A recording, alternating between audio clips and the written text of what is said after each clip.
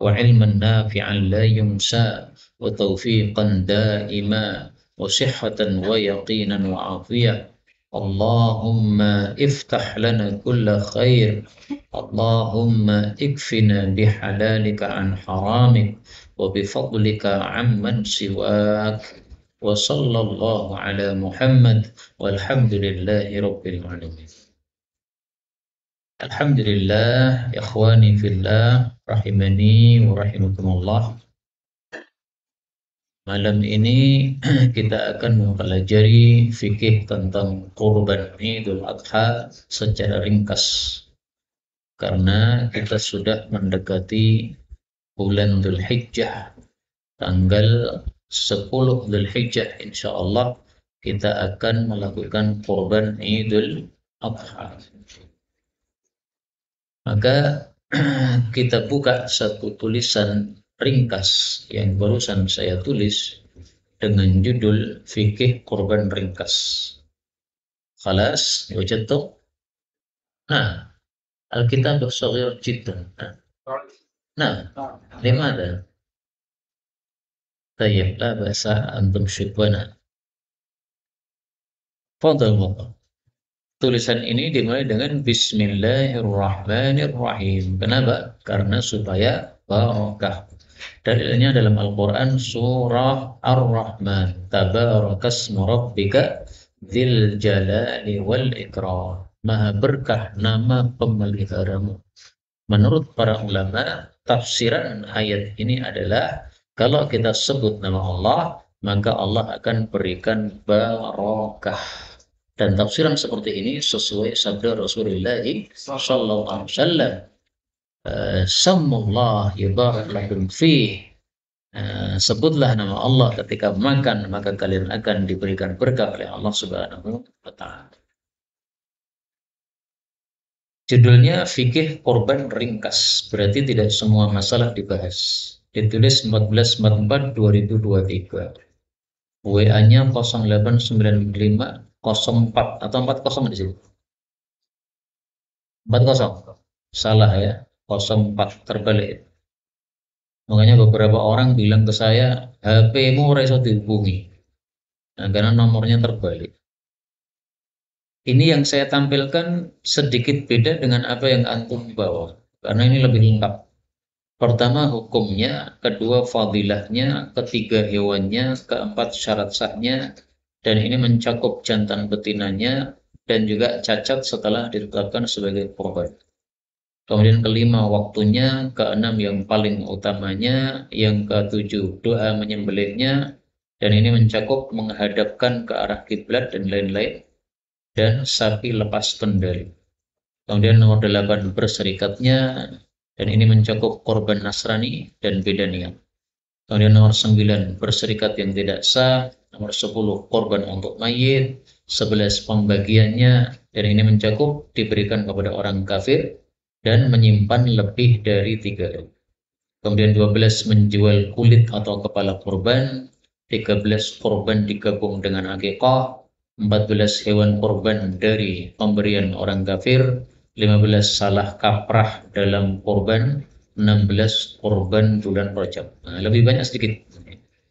Nggak apa-apa, karena tambahan ini juga barusan. Baik, kita bahas satu persatu. Tentang hukumnya. Apa hukumnya korban? Sunnah mu'akkadah menurut jumhur ulama.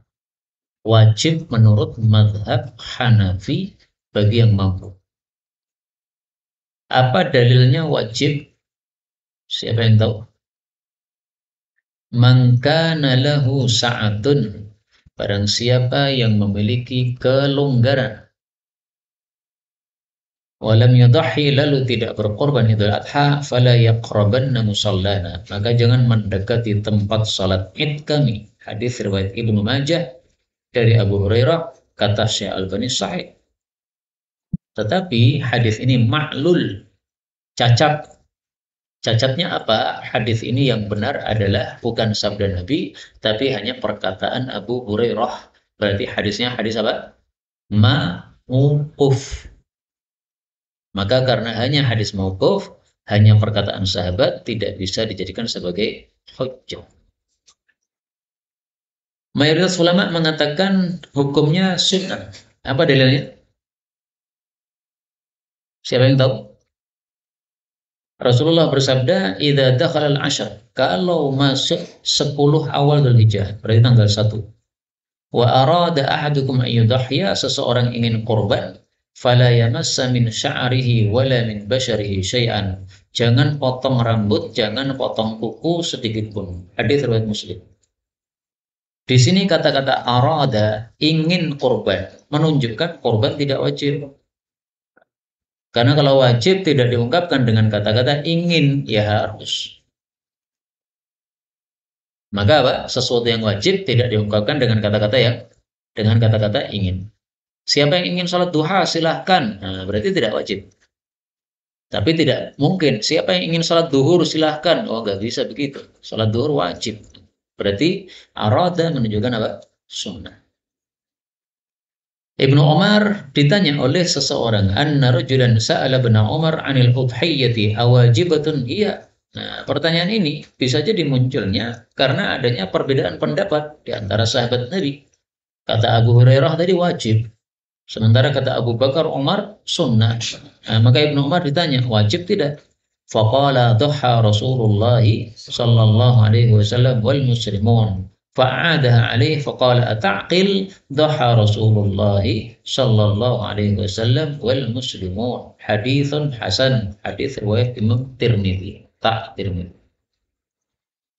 Nah, ini fikihnya Ibnu Umar. Ibnu Umar, sahabat Nabi, fikihnya adalah tidak perlu kamu bahas wajib atau sunnah. Yang penting Nabi melakukan, maka laqad kana lakum fi Rasulillahi uswatun hasanah. Selesai. Ya. Jadi fikihnya sangat simpel kalau fikihnya Ibnu Umar. Tapi kemudian dijelaskan oleh Imam Tirmidzi, wal amalu ala hadza inda ahli ilm anna al-udhiyata laysat biwajibah walakinnaha sunnatun min sunani Rasulillah sallallahu alaihi wasallam yustahabu an yu'mala biha wa huwa qaulu Tsawri wa Ibnu Mubarak. Nah, sebenarnya tidak hanya pendapatnya Tsawri dan Ibnu Mubarak, tapi justru juga pendapatnya jumhur atau mayoritas para ulama. Dari 4 mazhab semuanya mengatakan sunnah kecuali mazhab Hanafi atau Abu Hanifah. Beliau berpendapat wajib bagi yang mampu. Atau ada juga yang mengatakan wajib bagi yang hartanya mencapai nisab. Nisab harta itu sekitar 75 juta sekarang. Dan ini perkataan Imam Tirmidzi, ini adalah pendapat Imam Tsawri dan Imam Ibnu Mubarak. Ini sekaligus menggambarkan kepada kita bahwa dulu ada madhab namanya madhab Tsawri dan madhab Ibnul. Karena yang disebutkan oleh Imam Tirmidzi ini ulama-ulama ahli ijtihad. Jadi yang ahli ijtihad tidak hanya Abu Hanifah, Malik, Syafi'i, sama Ahmad. Tapi banyak ahli ijtihad, ada 80 sekitarnya madhab. Tapi dari 80 ini semuanya punah, tersisa 4 yang dikekalkan oleh Allah Subhanahu wa Ta'ala. Maka madhab Tsawri sudah punah. Ada madhab Al-Jariri, Al-Madhabul Jariri. Madhabnya siapa tuh? Ibnu Jarir At-Tabari. Ya. Namanya bukan madhab Tabari, tapi madhab Al-Jariri. Zaman dulu ada. Ya. Tapi setelah murid-muridnya punah, maka madhabnya tidak berlanjut. Baik. Itulah hukumnya, diperselisihkan. Sekarang fadilahnya. Ada hadis yang sahih, ada hadis yang dhaif. Hadis yang sahih saya taruh nomor 1. Mal amalu, tidak ada amal fi ayyamin, pada hari-hari afdal minhu, yang lebih utama daripada amalan fi asyri Dzulhijjah, pada 10 awal Dzulhijjah. Meskipun walal jihadu fi sabilillah, meskipun dibandingkan dengan jihad fi sabilillah. Illa rajulun kharaja yukhatir, kecuali orang yang keluar berperang binafsihi wa malih, dengan jiwa dan harta, falam yarji' min dzalika bi syai', lalu tidak kembali dari itu dengan sesuatu pun. Artinya dia mati syahid dan kudanya pun juga sudah mati disembelih oleh orang-orang kafir. Sudah dipotong kakinya oleh orang-orang kafir sehingga lumpuh kudanya. Nah, itu mujahid yang pahalanya tidak bisa ditanding. Tapi kalau jihad biasa, maka pahalanya kalah dengan amalan pada tanggal 1 sampai tanggal 10. Nah, amalan di sini kan umum, mal amalu. Maka menyembelih korban termasuk apa? Al amal. Berarti fadilah menyembelih korban tanggal 10 Dzulhijjah adalah lebih utama daripada jihad fi sabilillah. Inilah hadis yang sahih tentang fadilah korban Idul Adha. Hadisnya umum, tidak khusus bicara masalah korban. Adapun hadis yang bicara masalah korban secara khusus, antum ingat-ingat, tidak ada satupun hadis sahih tentang fadilah korban khusus. Maka semua hadis di bawahnya ini semuanya dhaif. Satu, riwayat Tirmidzi, fil udhiyati li sahibiha bi kulli sya'ratin hasanah, tentang korban Idul Adha, bahwasanya untuk pelakunya mendapatkan pahala setiap satu bulunya. Berarti pahalanya sebanyak bulunya. Wa yurwa bi kuruniha. Ada juga riwayat yang lain menyebutkan bukan bulunya tetapi kurun, yaitu apa? Apa kurun? Tanduknya. Nah, berarti lebih sedikit dong. Kalau tanduknya dua, ya berarti pahalanya dua. Nah, tapi itu pun juga dhaif. Kemudian yang terkenal, istafrihu, gemukkanlah duhayakum, korban Idul Adha kalian. Maksudnya suruh cari yang gemuk. Fa innaha matayakum 'ala sirat, karena dia akan menjadi tunggangan kalian di atas sirat, yaitu di atas jembatan neraka jahanam. Ini juga dhaif. Karena itu ringkasnya tidak ada satupun hadis sahih fadilah korban secara khusus. Tetapi fadilah korban sangat banyak, antara lain adalah termasuk amalan yang lebih utama daripada jihad fi sabilillah kalau dilakukan pada tanggal 10 Dzulhijjah. Kemudian kata-kata ruwiya ini diriwayatkan, ini isyarat untuk hadis yang apa? Dhaif. Yurwa juga begitu ya, diriwayatkan. Ini menunjukkan hadisnya tidak sahih. Demikian cara menyebutkan hadis yang dhaif menurut para ahli hadis. Maka kalau antum baca kitab Targhib wa Tarhib, itu ada hadis yang dimulai dengan an Abi Hurairah, an Ibnu Umar, an Umar. Ada yang dimulai dengan ruwiya. Nah, maka gampang baca Targhib wa Tarhib. Kalau hadisnya dimulai ruwiya, berarti itu hadisnya dhaif menurut penulisnya, Imam Mungdi. Tapi kalau dimulai dengan an, berarti hadisnya apa? Sahih menurut Imam Al-Mungdi. Sekarang hewannya. Ijma' sepakat para ulama bahwa korban Idul Adha hanya sah dengan 3 hewan. Apa saja? Onta, sapi, kambing. Dalilnya surat An'am, surat Hajj ayat 28. Allah mengatakan liyashhadu manafi'a lahum wa yadhkuru ismallahi fi ayyamin ma'lumatin 'ala ma razaqahum min bahimatil an'am. Ini yang menjadi dalil kalimat apa? Bahimatil an'am atau an'am. Karena bahimah itu artinya binatang. Bahimah itu artinya yang tidak bisa bicara. Ya, binatang semuanya tidak bisa bicara. Nah, an'am itu mencakup 3, onta, sapi, kambing. Pertanyaan, kerbau boleh tidak untuk korban? Boleh. Kenapa? Karena ijma' ulama bahwa kerbau hukumnya sama dengan. Jadi ada ijma' di antara para ulama, kerbau sama dengan. Maka sebagaimana sapi boleh untuk korban, kerbau juga boleh. Sebagaimana sapi nisabnya berapa? 30 ekor, maka kerbau nisabnya juga 30 ekor. Sebagaimana sapi bisa untuk 7 orang, maka kerbau juga untuk 7 orang. Gitu. Sekarang syarat sahnya. Syarat sahnya ada 2. Yang pertama adalah syurutun wujudiyah, syarat yang harus ada. Yang kedua adalah syurutun adamiyah, syarat yang tidak boleh ada. Maka di sini saya munculkan dalil yang pertama menunjukkan syurutun wujudiyah, syarat yang harus ada, yaitu kata Nabi la tadbahu illa musinnah, jangan menyembelih kecuali yang sudah musinnah, poel. Kecuali kalau susah bagi kalian, maka kalian sembelih hewan jada'ah. Jada'ah itu usia 6 bulan, minadh-dha'ni dari domba. Jada'ah itu separuh dari musinnah. Karena musinnahnya domba itu 1 tahun. Nah, jada'ahnya berarti 6 bulan. Berarti syarat yang harus ada, harus dia musinnah. Musinnah artinya poel. Musinnah dari kata-kata sinun, gigi. Maka definisinya poel adalah ketika dua gigi depannya sudah tanggal, kemudian sudah berganti dengan gigi yang baru.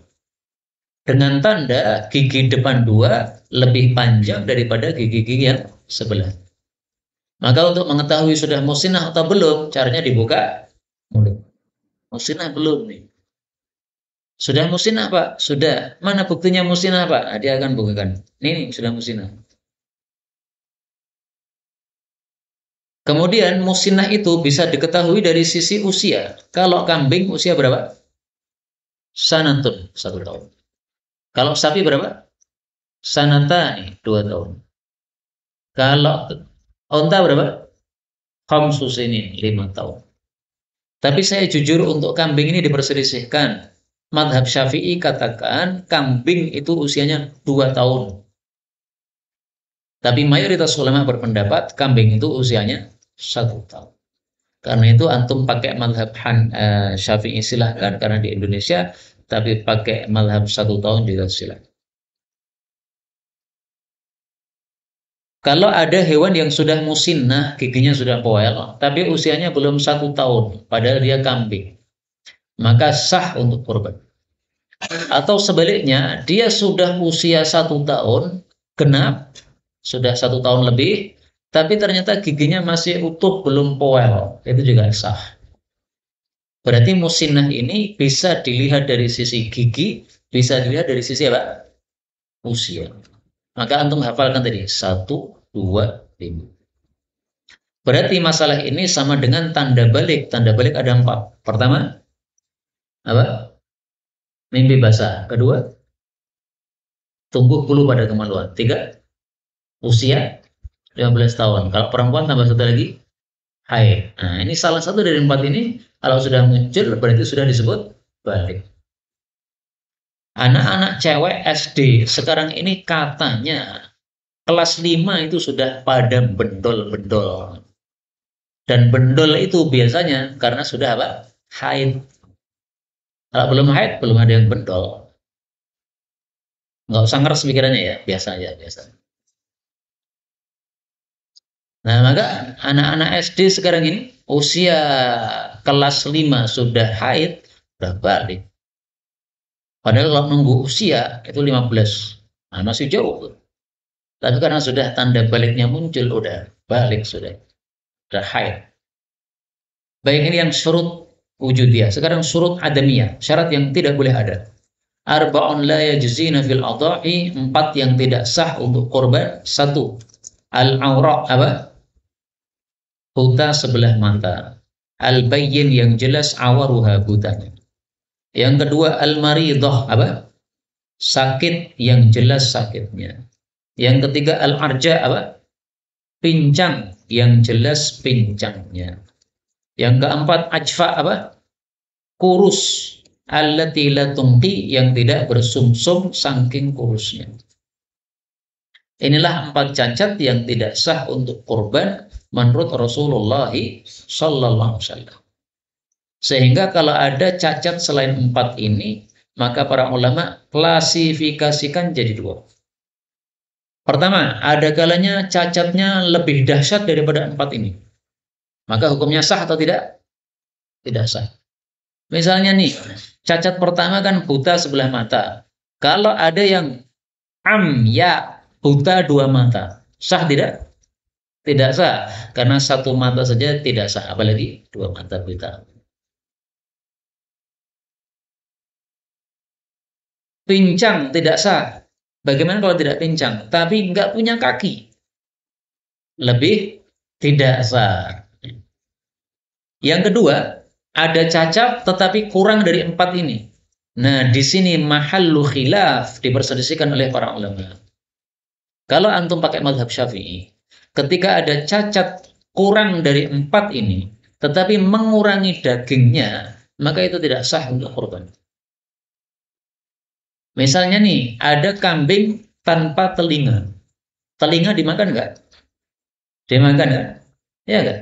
Dimakan. Nah, berarti tidak sah. Ada sapi tanpa buntut. Buntut dimakan nggak? Ada sop buntut sapi. Berarti tidak sah sapi tanpa buntut. Nah, tetapi pendapat yang lain mengatakan tidak ada buntut, tidak ada telinga, atau telinganya lubang karena sudah ditindik, karena dia sudah divaksin. Nah, itu semuanya adalah yang lebih ringan daripada empat ini, maka dimaafkan. Dimaafkan artinya gimana? Sah untuk korban, tapi makruh. Nah, itu mau pakai yang mana silakan. Pakai mazhab Syafi'i berarti dilihat mengurangi dagingnya tidak. Kalau mengurangi, nggak sah. Tapi kalau tidak mengurangi, misalnya tanduknya rusak, sah saja karena nggak ada orang makan tanduk. Atau dia tanpa tanduk sama sekali, sejak lahir tanpa tanduk, sah tidak? Sah, karena tanduk nggak ada yang makan. Yang sering ditanyakan orang itu adalah sanglir. Tahu sanglir?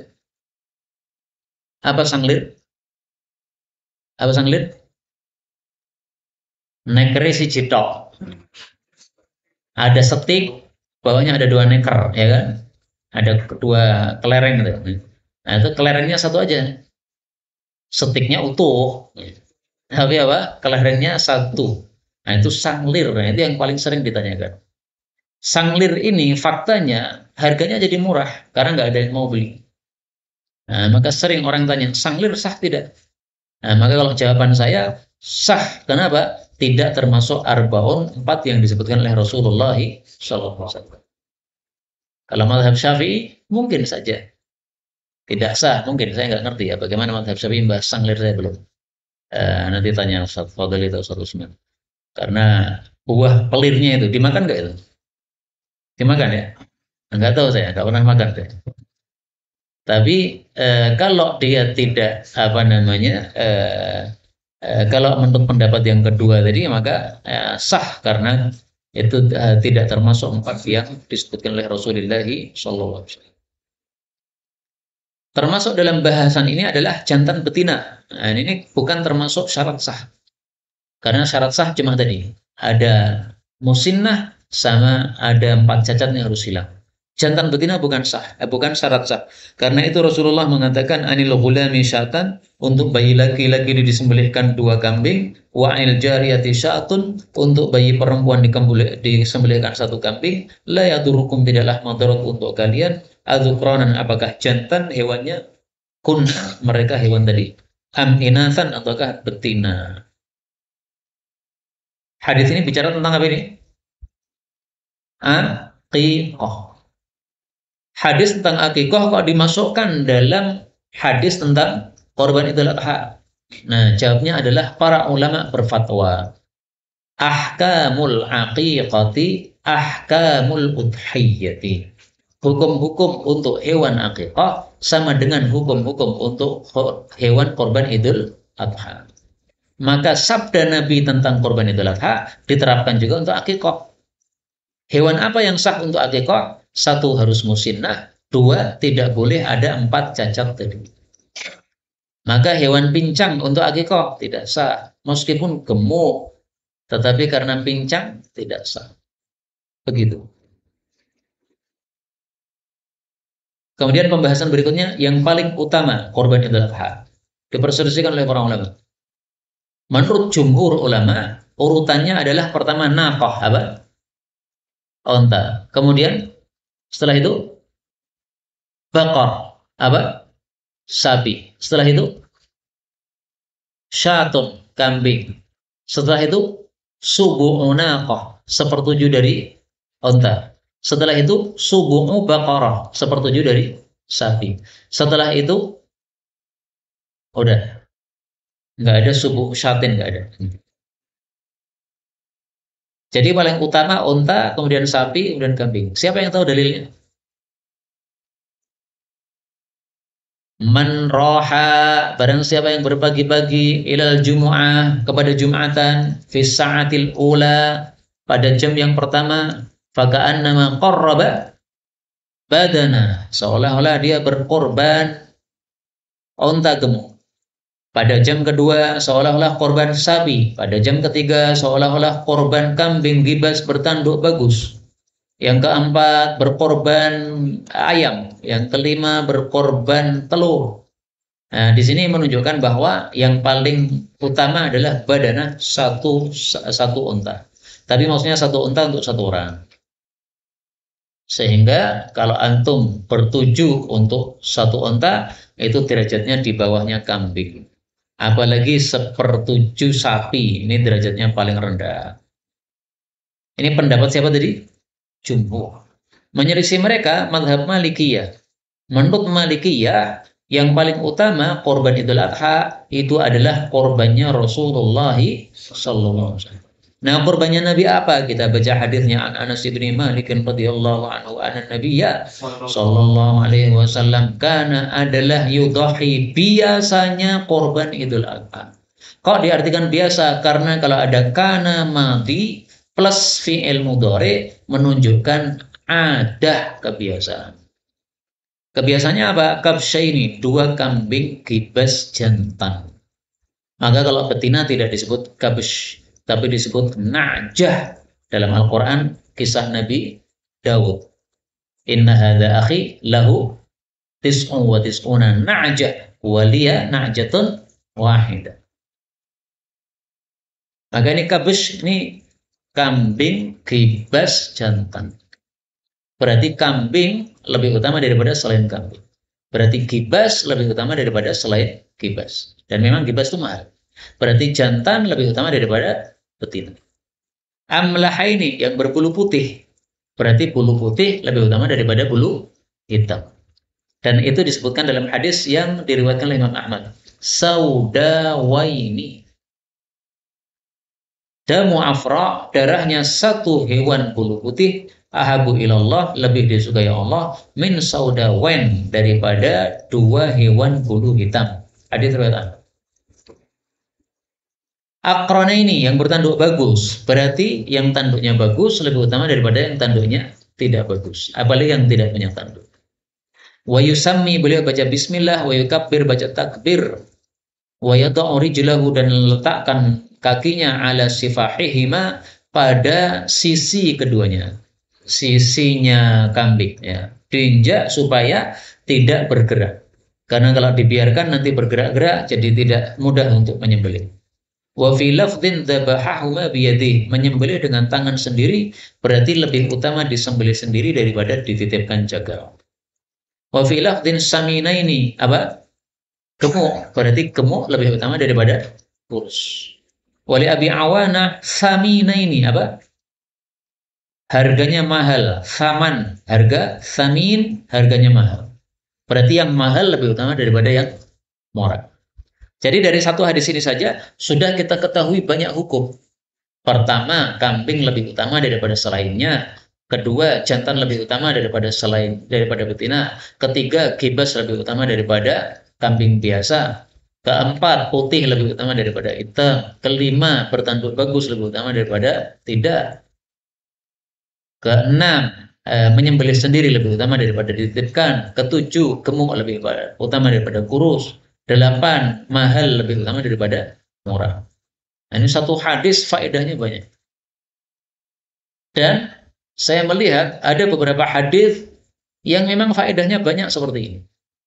Jadi satu hadis tapi kalau kita perhatikan fawaidnya atau hukum-hukumnya banyak sekali. Nah, ini termasuk salah satu contohnya.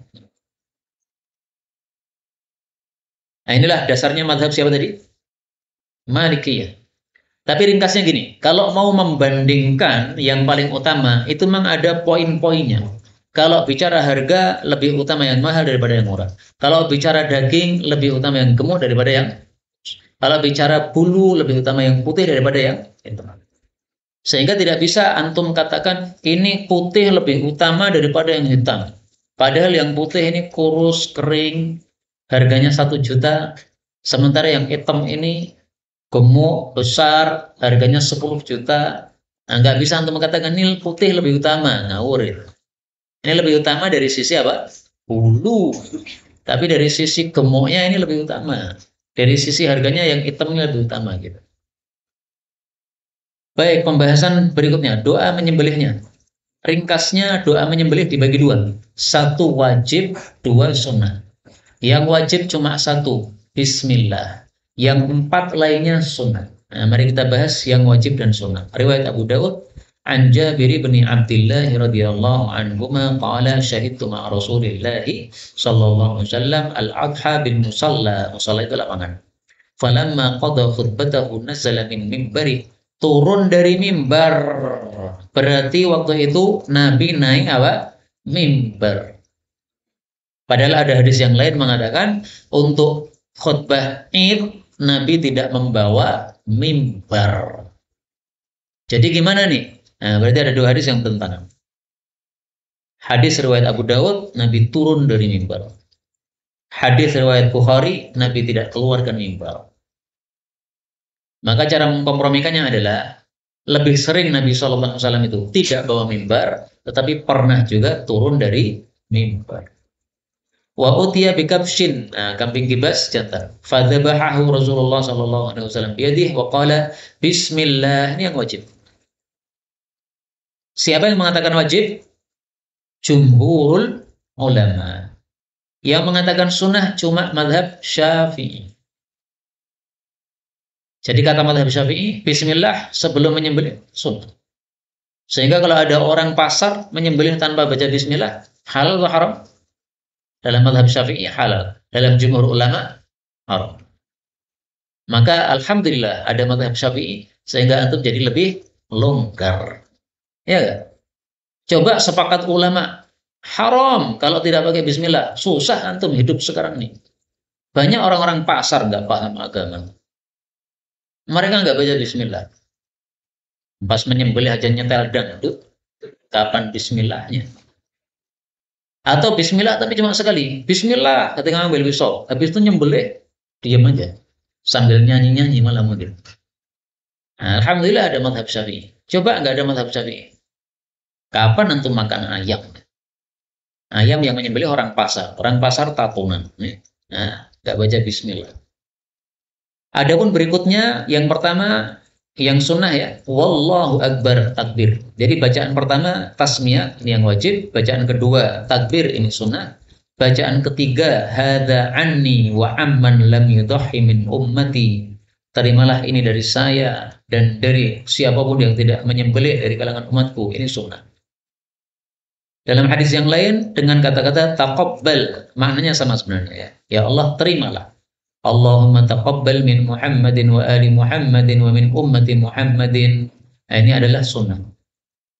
Jadi yang sunnah satu takbir, dua doa qabul, Allahumma hadza anni atau Allahumma taqabbal. Yang keempat taujih, inni wajjahtu wajhiya lilladzi fatara as-samawati wal arda ala millati Ibrahim hanifan wa ma ana minal musyrikin. Ayo kita baca. Inna salati wa nusuki wa mahyaya wa mamati lillahi rabbil alamin. La syarika lahu wa bidzalika umirtu wa ana minal muslimin. Allahumma minka wa laka wa an Muhammadin wa ummati. Bismillahi wallahu akbar. Nah, jadi yang sunnah satu takbir, dua doa qabul taqabbal, tiga doa taujih. Ini ya. Yang keempat ini Allahumma minka walaka. Ini juga sunnah. Allahumma minka walaka ini sebagian ulama mengatakan bid'ah. Kenapa? Karena hadisnya dhaif menurut mereka. Imam Malik yang mengatakan Allahumma minka walaka bid'ah. Kenapa? Dhaif hadisnya itu. Tapi kalau antum pakai mazhab Syafi'i, enggak bid'ah. Ini sunnah. Hadisnya hasan. Ada dua hal yang antum harus perhatikan. Pertama, kata-kata wa ummatihi, terimalah dari umat saya, ini khusus bagi Nabi Muhammad sallallahu alaihi wasallam. Sehingga untuk kita tidak boleh kita korban mengatakan wa ummatihi.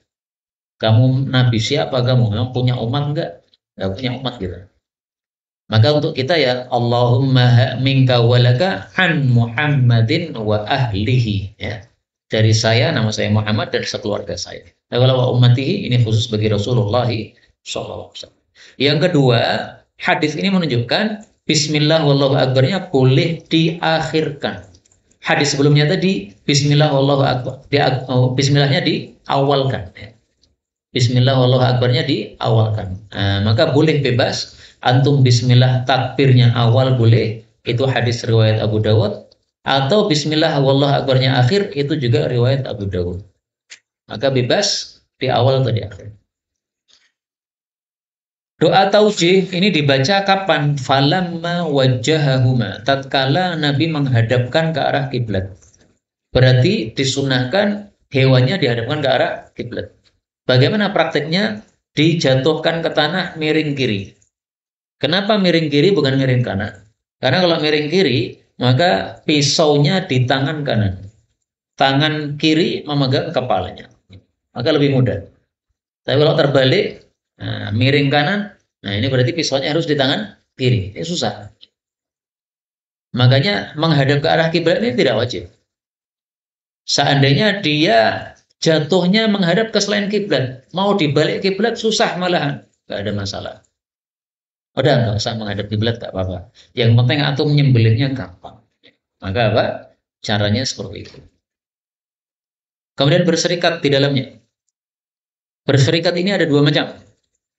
Pertama, berserikat dalam pahala. Yang kedua, berserikat dalam membeli hewan kurban. Kalau berserikat dalam pahala, maka tidak ada batasnya.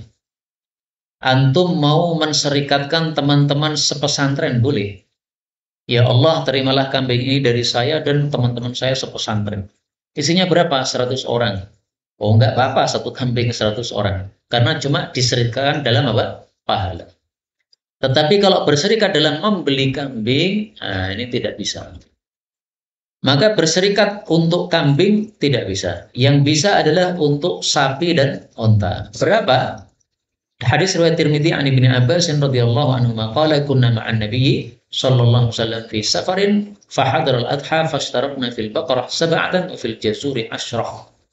Jadi untuk onta boleh berapa? 10, untuk sapi hanya boleh 7. Nah, itu bedanya antara onta dengan sapi.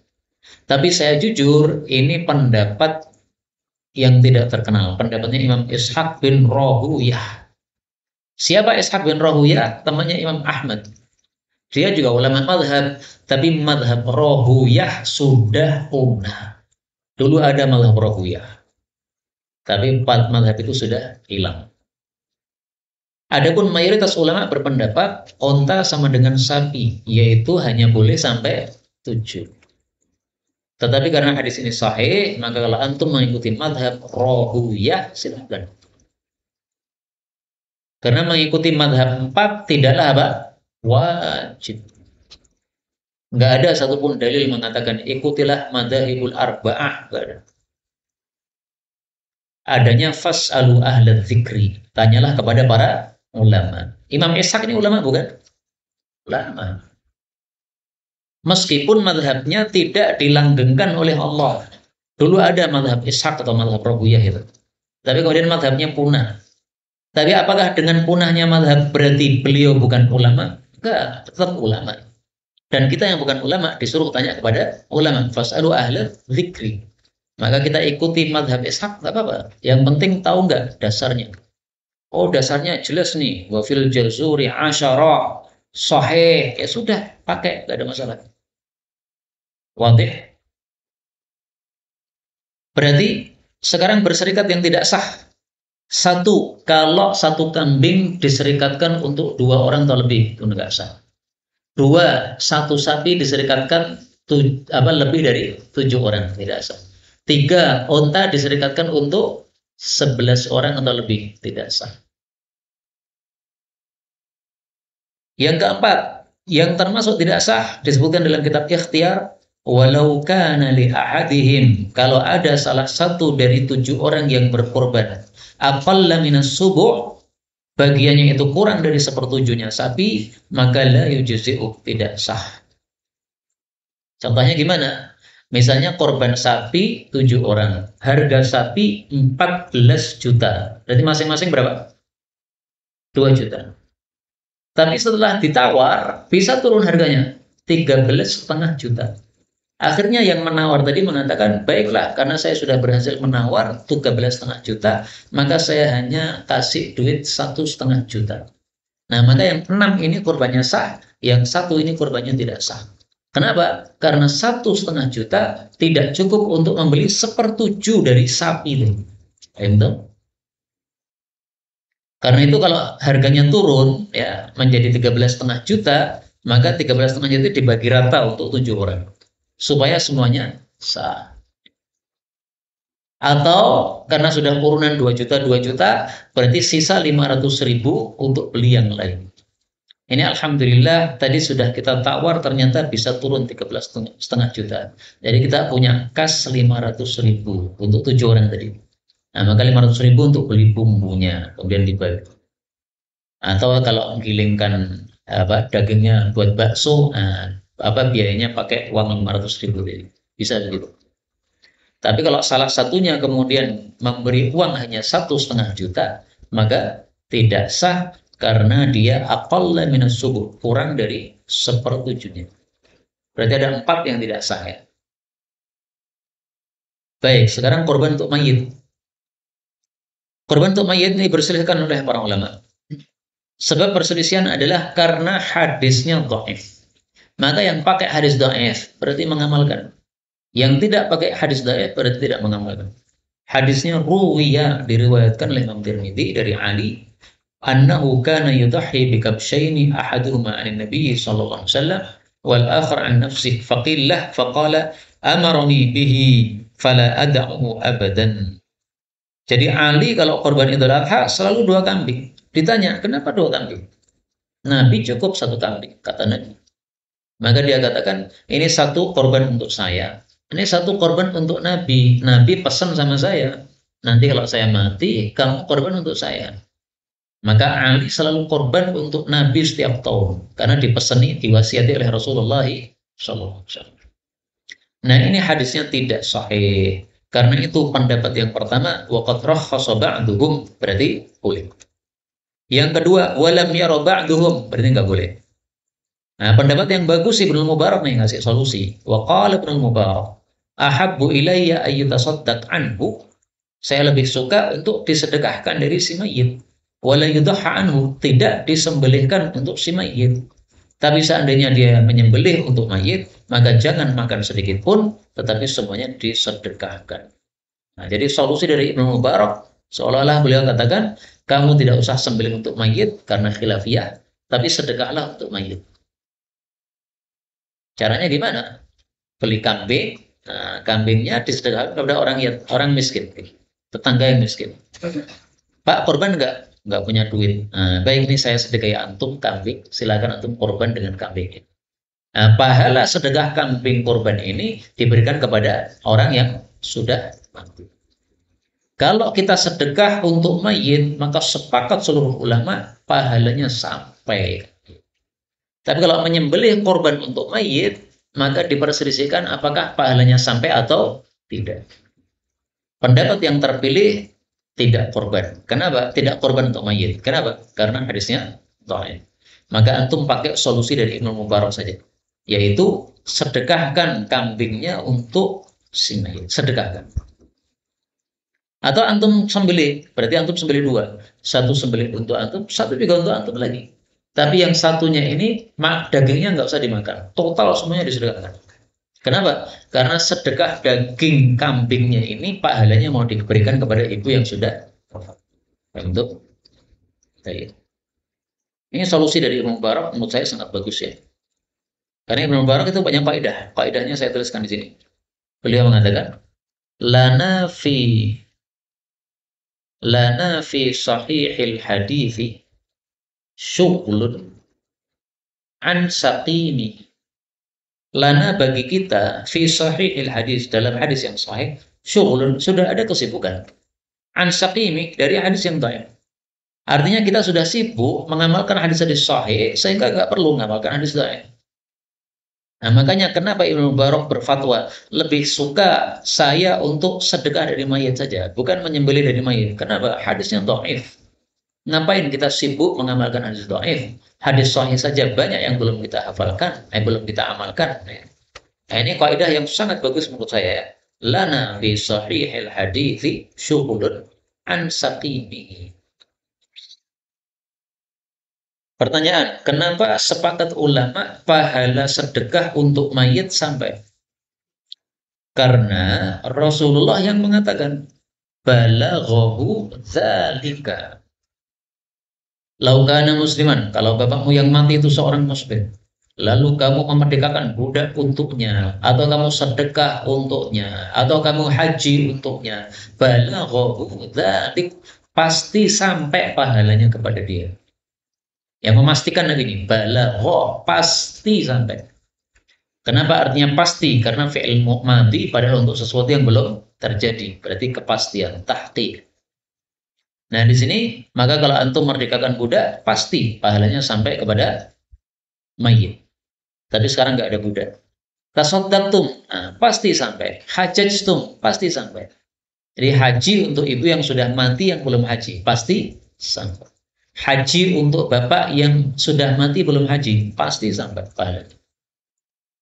Karena hadisnya sahih dari Rasul Sallallahu Alaihi Wasallam. Baik, sekarang pembagiannya. Pembagiannya kata Imam Malik, laisa fihi haddun ma'lumun. Tidak ada dalam pembagian korban batasan yang pasti, berarti bebas. Antum mau ambil lebih banyak silahkan, antum mau sedekahkan lebih banyak silahkan. Tapi kaidahnya adalah semakin banyak sedekahnya, semakin besar pahala. Jadi semakin sedikit antum mengambil daging korbannya, semakin banyak antum sedekahkan, maka itu semakin lebih afdal. Di masjid yang saya mengajar di Losari, itu kalau ikut korban sapi di sana, maka si pengkorban hanya dikasih 6 kilo saja. 6 kilo itu tidak sampai sepertiga dari hewan yang dia korbankan. Kalau dia mau ngambil sepertiga, itu lebih dari 6 kilo. Tapi cuma dibatasi 6 kilo saja. Lainnya untuk apa? Sedekah. Ya panitia berhak ngatur begitu. Kalau tidak setuju dengan aturan panitia, silakan sembelih sendiri, nggak ada masalah. Karena menyembelih tidak harus lewat panitia. Nah, adapun yang sahih dari Nabi, Nabi mengambil sepertiga. Ini hadisnya diriwayatkan dalam kitab Al-Mughni. Al-Mughni ini kitab ensiklopedi fikih madhab Hambali. Sama dengan kalau dalam madhab Syafi'i ada kitab Al-Majmu' Syarhul Muhadzab. Jadi ensiklopedinya fikih madhab Syafi'i pada Majmu', kalau mazhab Hambali pada Mughni. Dia meriwayatkan dari Ibnu Abbas radhiyallahu anhuma fi sifati udhiyatin Nabi sallallahu alaihi wasallam qala yut'imu ahla baitihi thuluth. Jadi untuk keluar untuk makan seperti itu. Wa yut'imu fuqara jiranihi thuluth. Untuk sedekah kepada tetangga seperti itu. Wa yatasaddaqu 'ala su'ali thuluth. Su'al pakai tasydid. Ini jamak dari sa'il. Jamaknya apa? Soal, orang-orang yang minta-minta dikasih sepertiga. Berarti 2/3 untuk diberikan, sepertiga untuk dimakan. Itu sahih diriwayatkan oleh Al-Hafidh Abu Musa Al-Asfahani di dalam kitab Wadhaif, dan dia mengatakan hadisnya hasan. Dan itu jugalah pendapat Ibnu Mas'ud dan Ibnu Umar radhiyallahu taala anhu. Maka antum ambil sepertiga boleh. Tapi kalau panitia menetapkan 6 kilo, belum sampai sepertiga, ya boleh saja panitia menetapkan begitu. Kalau tidak mau ikut panitia, silahkan korban sendiri. Kemudian pembahasan berikutnya, menjual kulit atau kepala korban. Boleh atau tidak? Rasulullah Shallallahu Alaihi Wasallam bersabda, Man ba'a, barang siapa yang menjual jilda udhiyatihi, kulit korbannya, fala udhiyatalah, maka tidak ada korban untuknya, alias tidak sah. Hadis riwayat Hakim sahih, alias tidak dapat pahala. Ya. Nah, berarti tidak boleh menjual kulit korban. Sebagian orang menjual kulit korban, setelah dapat duit, kemudian dibelikan kambing, setelah itu disembelih, dibagi-bagikan lagi. Nah, kalau seperti itu khilafiyah di antara para ulama. Tapi kalau dijual kulitnya, kemudian duitnya masuk kantong, nah, sepakat nggak boleh. Tapi kalau duitnya yang masuk, yang hasil penjualannya kemudian dibelikan kambing untuk disembelih lagi untuk dibagikan lagi. Nah, di situ khilaf di antara para ulama, lebih amannya tidak usah dijual. Maka diberikan kepada orang-orang miskin atau dimanfaatkan. Jadi dua yang bisa kita lakukan terhadap kulit. Satu, diberikan. Dua, dimanfaatkan. Untuk tas, untuk sepatu, dan sebagainya. Ya. Dari kulit itu. Ke-13, korban digabung dengan akikah. Boleh atau tidak? Menurut madhab Hambali, boleh. Dalam madhab Hambali disebutkan, walau ijtama'a aqiqatun wa udhiyatun wa nawabil udhiyah anha ajza'at anha nassan. Kalau diniatkan untuk akikah dan korban Idul Adha, maka sah untuk kedua-duanya. Kata Ibnul Qayyim, sebagaimana salat tahiyatul masjid diniatkan juga untuk sunnah maktubah, yaitu sunnah qabliyah. Sah atau tidak? Sah. Masuk masjid, niatnya dua. Tahiyatul masjid, qabliyah. Sah. Demikian juga niatan akikah sama Idul Adha. Sah. Tapi ini masalah khilafiyah. Ya, sebagian ulama berpendapat tidak bisa digabungkan seperti itu. 14. Hewan korban dari orang kafir. Sah atau tidak? Tidak sah. Maka kalau ada orang kafir, ngirimkan ke masjid. Supaya sah korbannya gimana? Akadnya dibuat bukan korban, tapi hibah. Dari si kafir, hibah kepada panitia, ketua panitia. Kemudian dari ketua panitia, akadnya korban. Sah kalau begitu. Maka kalau ada tetangga kafir menyokong masjid dengan hewan korban, boleh diterima nggak? Boleh, tetapi diakadkan sebagai hibah, solusinya. Tetapi kalau diakadkan sebagai korban, maka korban orang kafir tidak sah. Karena orang kafir tidak memenuhi syarat untuk diterimanya amal mereka oleh Allah Subhanahu wa Ta'ala. Dan korban yang termasuk amal ibadah. Jadi sampaikan saja. Nih Pak, karena panjenengan kafir, maka karena korban panjenengan tidak sah, maka panjenengan akadnya kepada kami hibah saja. Oh baik Pak, hibah. Nah, setelah hibah nanti kami yang akan korban. Sah.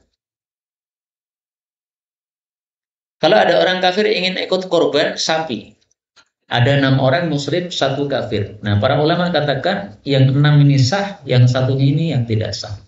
Maka yang kafir ini tidak mengganggu 6 yang muslim. Karena ini bagiannya masing-masing. Wa inna malikul limri'in ma nawa. Ini sudah meniatkan korban, berarti dapat korban. Ini nggak punya niat karena kafir nggak punya niat, maka nggak sah. Atau ada orang ikut sapi, tapi niatnya untuk warung sotonya. Saya punya warung soto, nanti saya membuka warung dengan daging sepertujuhnya sapi itu. Sah untuk yang 6 orang, tidak sah untuk yang warung soto. Tapi boleh, nggak ada masalah. 15. Salah kaprah dalam masalah korban, yaitu korban di atas namakan keluarga secara urut. Tahun ini atas nama saya, tahun besok atas nama istri saya yang pertama, tahun besoknya lagi atas nama istri yang kedua. Kalau punya 2 istri lah ya, ini contoh saja. Kemudian tahun berikutnya anak pertama, anak kedua, anak ketiga, nggak ada sunnahnya gitu. Rasulullah nggak pernah, ya Allah terimalah ini sekarang dari Aisyah, besoknya ya Allah terimalah dari Khadijah, nggak pernah begitu. Ya selalu ya Allah terimalah dari Muhammad sekeluarga. Kemudian terakhir, korban rojab. Korban rojab termasuk sunnah Nabi yang jarang diketahui orang. Mari kita lihat hadisnya. Wa atira. Ya ayyuhan nas, wahai seluruh manusia, inna ala ahli kulli baitin, sesungguhnya keharusan untuk seluruh penghuni rumah, fi kulli amin setiap tahun, udhiyatan, korban Idul Adha, wa atirah, dan korban bulan Rajab. Hadis riwayat Imam 4 sahih. Tapi memang saya jujur, ini masalah khilafiyah. Menurut madhab Syafi'i, korban Rajab masih disyariatkan. Menurut mayoritas para ulama, korban Rajab sudah tidak disyariatkan. Apa dalilnya? Mari kita lihat. Dalilnya madhab mayoritas ulama. La far'a wa la atirata. Tidak ada lagi sembelihan far'un, tidak ada lagi sembelihan Rajab. Hadis muttafaqun alaih. Kata madhab Syafi'i, tafsirnya nggak begitu. La far'a wajib. Tidak ada sembelihan far' yang wajib. Tetapi kalau sukarela silakan. Masih disyariatkan. Wala atirata wajibah. Tidak ada sembelihan rajab yang wajib. Tapi kalau mau sembelihan rajab silakan. Ini adalah adat jahiliyah far'un ini.